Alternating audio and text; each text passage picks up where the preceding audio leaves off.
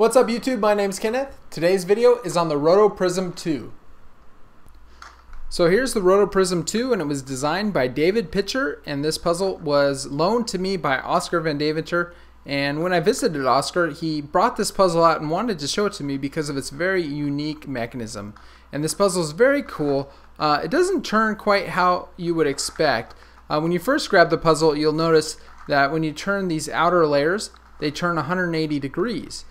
And you might not find any other way to make the puzzle turn. You might turn one 90 degrees and then try to turn another side, and all of a sudden it's blocked.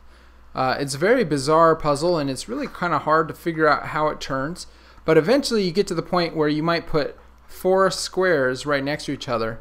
And then what happens is you'll notice that then you can turn this whole layer 90 degrees and then do another 180 degree turn. And once you start doing this, you can actually really scramble the puzzle. And what makes this puzzle unique is that it actually has deeper than origin slices. And what that means is that when designing a puzzle, you make a slice, and usually a slice would be shallower than origin, and you could turn a layer like this. But this puzzle is a little different.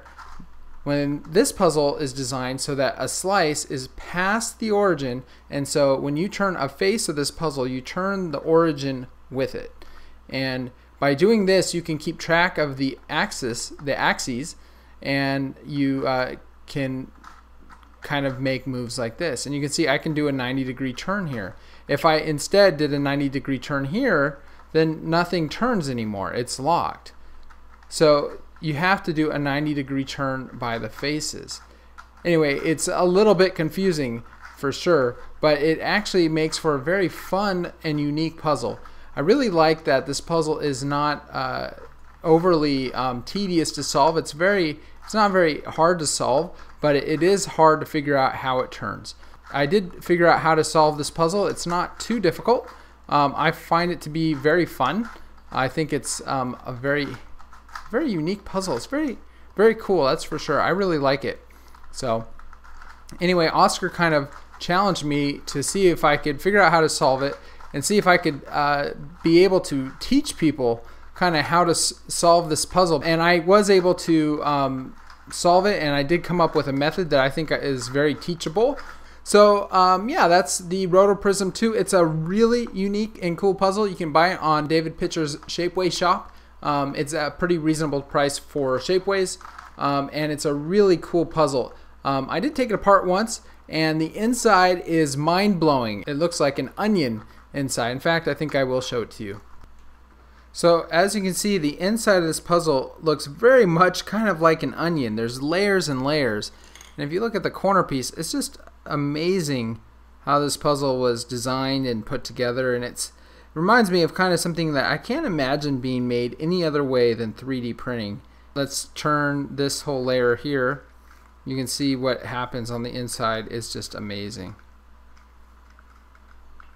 So when the puzzle is apart, you can kind of see what makes this puzzle so unique. And you can see that there's a kind of a centerpiece right here, and another one right here, and another one right here. And so there's 3 axes, and I'm holding the puzzle by the axes right like that. And so what happens is if you hold the puzzle here like this, you can see one axis here, there's another one back here. If we turn this layer here, the axes stay in the same location, right? But if we instead hold it like this and turn here, you can see that the axes move. And so that's why when you turn just these kind of what appears to be outer layers, you get blocking occurs. And that's why you need to turn the puzzle by the face, the larger face. So anyway, it's just very unique and interesting mechanism. I wanted to thank Oscar for letting me borrow his RotoPrism 2. I've had a lot of fun with it. I will be doing one more video on this puzzle, and that will be a tutorial. I know not many people have this puzzle, but I'm going to do a tutorial anyway because it's not too long, and also it's such a unique puzzle, and the solution is kind of fun in my opinion. And also, Oscar kind of challenged me to see if I could do a tutorial with a puzzle that's so hard to just even figure out how it turns.